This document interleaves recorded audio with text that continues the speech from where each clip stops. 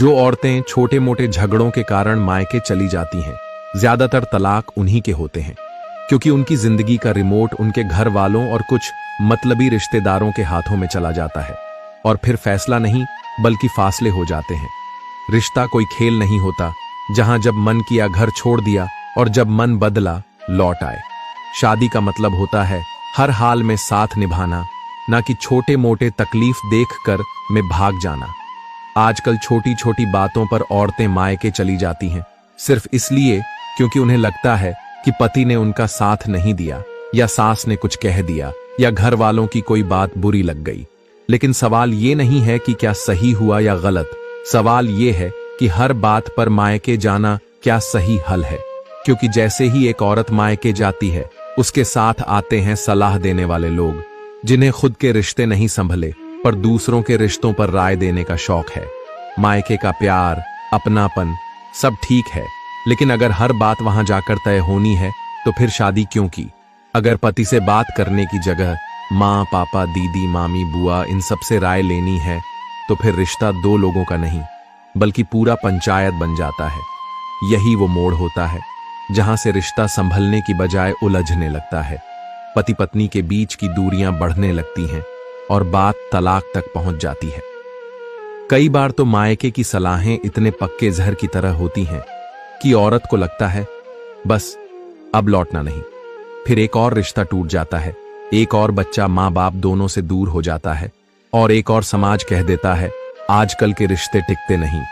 लेकिन कोई ये नहीं सोचता कि रिश्ता क्यों नहीं टिका, क्योंकि रिश्तों को मौका नहीं मिला, सिर्फ बाहरी राय मिली, क्योंकि औरत ने खुद नहीं सोचा, बस दूसरों के कहने पर चलती रही।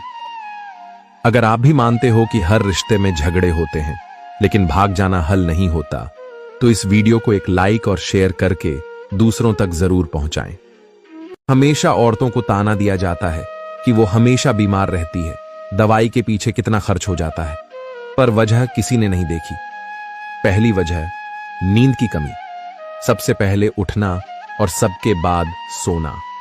औरतें सबसे पहले उठती हैं जब सब सो रहे होते हैं, वो रसोई में होती है। बच्चों के टिफिन से लेकर पूरे घर की जिम्मेदारी सुबह के पहले उजाले से ही शुरू हो जाती है। दिन भर काम करने के बाद भी वो सबसे आखिर में सोती है। दूसरी वजह है सही से भोजन न करना। वो पहले सबको खिलाती है फिर खुद खाती है, पर तब तक कभी खाना ठंडा हो चुका होता है, कभी उतना बचता ही नहीं तो कभी समय ही नहीं मिलता खुद बैठकर दो निवाले सुकून से खाने का। रोज इसी आदत ने उसकी सेहत को अंदर से खोखला कर देती है। तीसरी वजह आराम न मिलना। घर का कोई काम ऐसा नहीं जो उसके बिना हो जाए। सबके लिए काम जरूरी है पर उसके लिए आराम जरूरी नहीं समझा जाता। अगर कभी पल भर के लिए बैठ भी जाए तो उसे सुनना पड़ता है, इतनी देर से बैठी है, कुछ काम नहीं है क्या। हर वक्त शरीर और मन पर दबाव रहता है, जिसका नतीजा होता है थकान, कमजोरी और अंत में बीमारी। चौथी वजह सबसे बड़ा कारण मानसिक तनाव।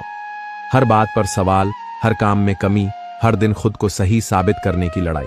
कभी पति के गुस्से की वजह, कभी सास के ताने।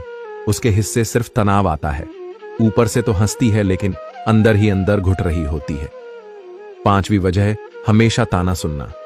कभी पाती बोलते हैं तेरे ही पीछे तो सबसे ज्यादा खर्च होता है, कभी कभी घर वाले कहते हैं हर दूसरे दिन तुझे कुछ न कुछ हो ही जाता है, पर किसी ने ये नहीं देखता कि उन्हीं के अच्छे करते करते खुद को बीमार कर लेती है।